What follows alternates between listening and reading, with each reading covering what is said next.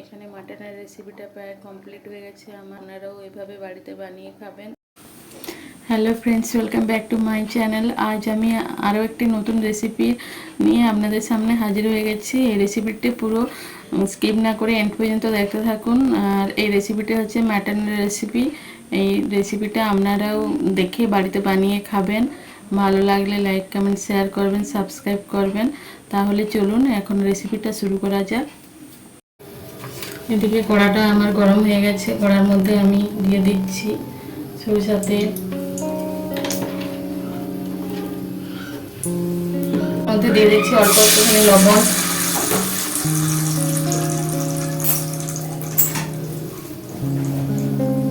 এরপর আলুগুলো ছেড়ে দিচ্ছি।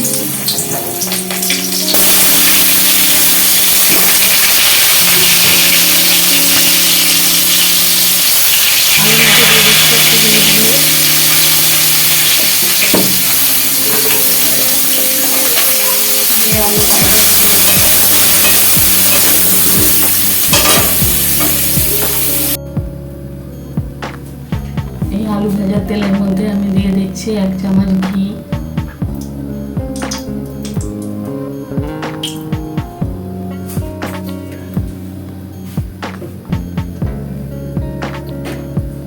তেলটা প্রায় গরম হয়ে গেছে।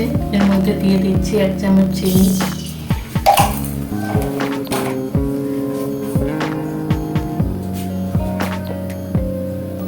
চিনিটা আমার লাল লাল হয়ে যাচ্ছে।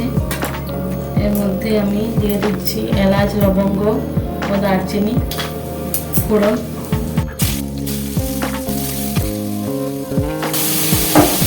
পেঁয়াজটা লাল লাল করে ভেজে নিতে হবে।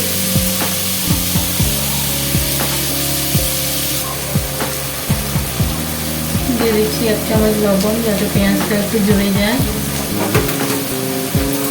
পেঁয়াজটা জ্বলে খুব তাড়াতাড়ি যাতে ভাজা হয়ে যায়, সেই জন্য আমি 1 চামচ লবণ সেট করে দিয়েছি পেঁয়াজের সাথে। পেঁয়াজটা ভাজা হতে থাক। দিয়ে দিচ্ছি হলুদের গুঁড়ো,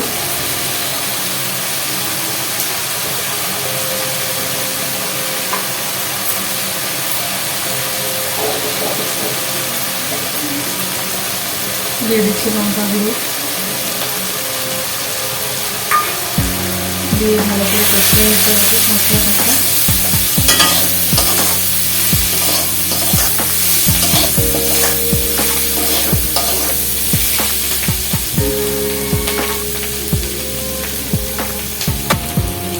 দিয়ে দিচ্ছি রসুন বাটা,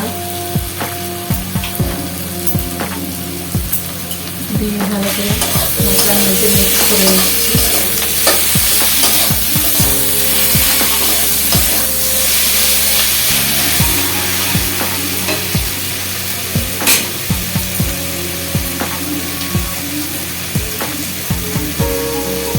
রসুনের মধ্যে দিয়ে দিচ্ছি আদা ও কাঁচা লঙ্কার পেস্ট।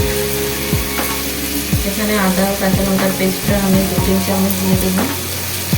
বেশ খানিকটা লাগবে মাটনের জন্য।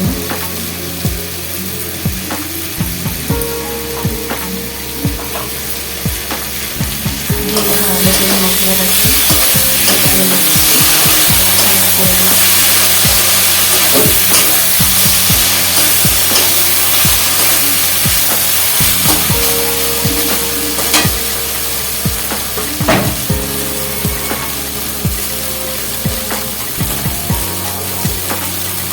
এরপরে মশলার মধ্যে দিয়ে দিচ্ছি টমেটো কুচি।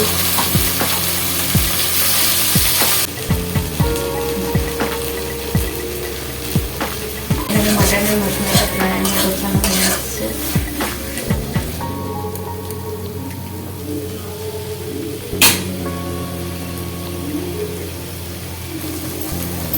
এরপরে মশলা মিশ্রণের মধ্যে মটনটাকে আমি ছেড়ে দিচ্ছি।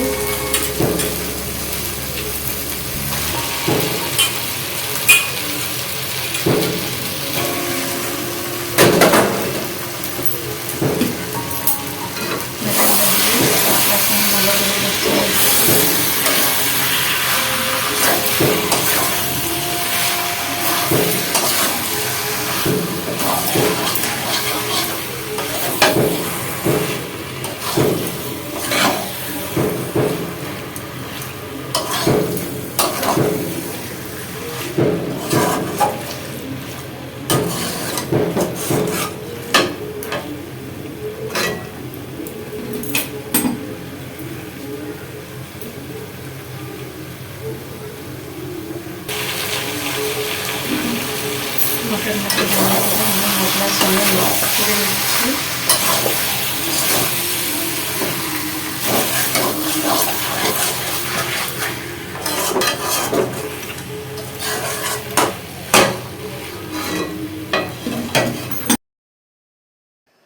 এদিকে মটনটা আমার প্রায় ভালোভাবে কষানো হয়ে গেছে। এখানে আমি একটি বাটির মধ্যে টক দই ফেটিয়ে রেখেছিলাম।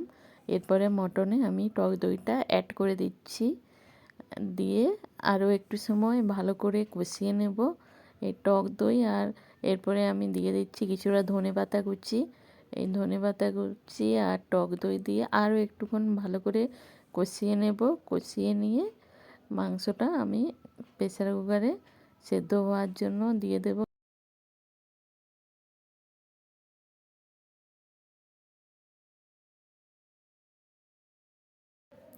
এখানে ধনেপাতা ও টক দই দিয়ে আরও একটুক্ষণ আমি মটনটাকে ভালো করে কষিয়ে নিয়েছি। এরপর মাটনের মধ্যে আমি একটুখানি লবণ অ্যাড করে দিচ্ছি। লবণটা আপনারাও আপনাদের স্বাদ মতো এখানে লবণ দিয়ে দেবেন। লবণটা দিয়ে আমি আরও একটুক্ষণ ভালো করে নেড়ে চেড়ে এরপর প্রেসার কুকারের মধ্যে সেদ্ধ হওয়ার জন্য দিয়ে দেব। কেননা মাটন তো একটু কড়াতে সেদ্ধ হতে বেশি টাইম লাগে, আর প্রেসার কুকারে দিলে খুব ভালোভাবে সেদ্ধ হয়ে যাবে।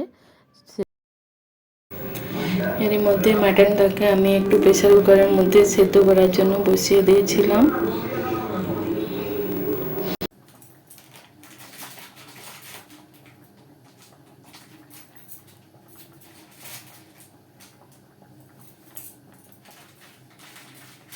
এটা প্রায় কমপ্লিট। এখানে আমি হাতের মধ্যে নিয়ে নিয়েছি একটু কাসুরি মেথি। কাসুরি মেথিটা হাতের মধ্যে পেস্ট করে আমি মটনের মধ্যে দিয়ে দিচ্ছি।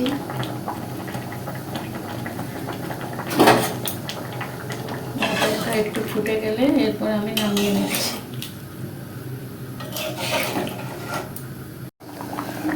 এখানে মাটনের রেসিপিটা প্রায় কমপ্লিট হয়ে গেছে আমার। এই রেসিপিটা আপনারাও এভাবে বাড়িতে বানিয়ে খাবেন। রেসিপিটা যদি ভালো লেগে থাকে লাইক কমেন্ট শেয়ার করবেন, সাবস্ক্রাইব করে দেবেন। Thanks for watching. Tata bye. আবারও একটি নতুন রেসিপি নিয়ে নেক্সট ভিডিওতে দেখা হচ্ছে। আপনারা সবাই ভালো থাকবেন, সুস্থ।